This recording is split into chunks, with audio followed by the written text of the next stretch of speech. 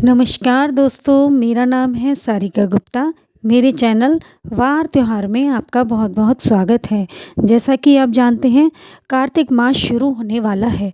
कार्तिक मास भगवान कृष्ण को अत्यधिक प्रिय है। कार्तिक मास में सुबह उठकर जल्दी स्नान करने का और भगवान कृष्ण जी की पूजा करने का और माता तुलसी के आगे दीप दान करने का अत्यधिक महत्व है। तो सुबह सुबह उठकर कार्तिक महात्म्य की पूजा करने का भी बहुत अधिक महत्व है।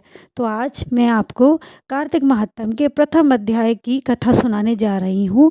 तो चलिए ज़्यादा चर्चा न करते हुए शुरू करते हैं। कार्तिक में स्नान करने से सभी नकारात्मक ऊर्जा का नाश होता है और ईश्वर आप पर प्रसन्न होते हैं। तो ज़्यादा समय न गवाते हुए शुरू करते हैं कार्तिक महात्म्य के प्रथम अध्याय की कथा। बोलिए श्री कृष्ण भगवान की जय, श्री राधा रानी की जय, तुलसी माता की जय। नैमिषारण्य तीर्थ में श्री सूत जी महाराज 88,000 शौनकादि ऋषियों से बोले, अब मैं आपके सामने कार्तिक महात्म्य की श्रेष्ठ कथा कहता हूँ, जिसे सुनकर मनुष्य सब प्रकार के पापों से छूटकर वैकुंठ को प्राप्त कर लेता है। सूत जी ने कहा, श्री कृष्ण जी से आज्ञा लेकर नारद जी के चले जाने पर सत्यभामा प्रसन्न होकर श्री कृष्ण जी से बोली, हे नाथ, मेरा जीवन सफल हो गया है। मेरे माता पिता भी धन्य हैं जो आपकी 16,000 रानियों से मैं अत्यधिक प्यारी हुई। मैंने यह कल्प वृक्ष आदि आपके साथ नारद जी को विधि पूर्वक दान में दे दिया है।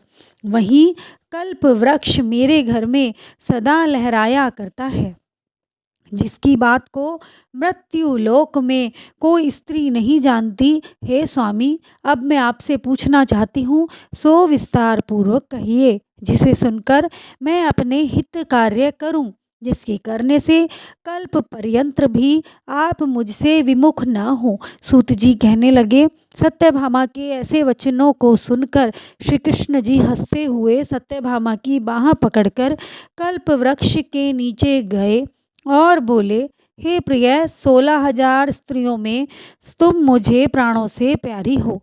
तुम्हारे लिए देवता और देवराज इंद्र से भी मैंने विरोध किया।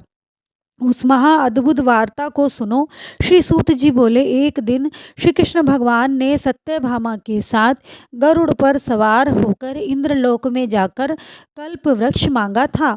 तब इंद्र के ना देने पर गरुड़ का इंद्र से घोर युद्ध हुआ था।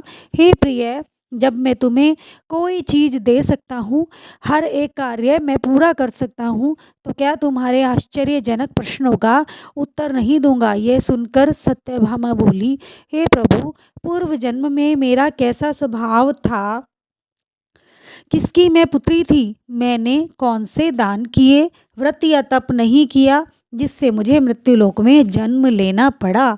मेरे ऐसे कौन से शुभ कर्म किए जो यहाँ आकर मैं आपकी अर्धांगिनी हुई। आप गरुड़ पर सवार होकर मुझे साथ में लिए लिए इंद्र आदि देवताओं के स्थानों पर जाते हैं।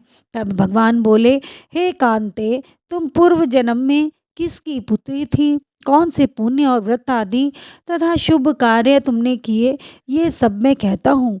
पूर्व काल में सतयुग के अंत में मायापुरी में अग्नि गोत्रों में वेद और यज्ञों को जानने वाला देव शर्मा नाम का ब्राह्मण रहता था।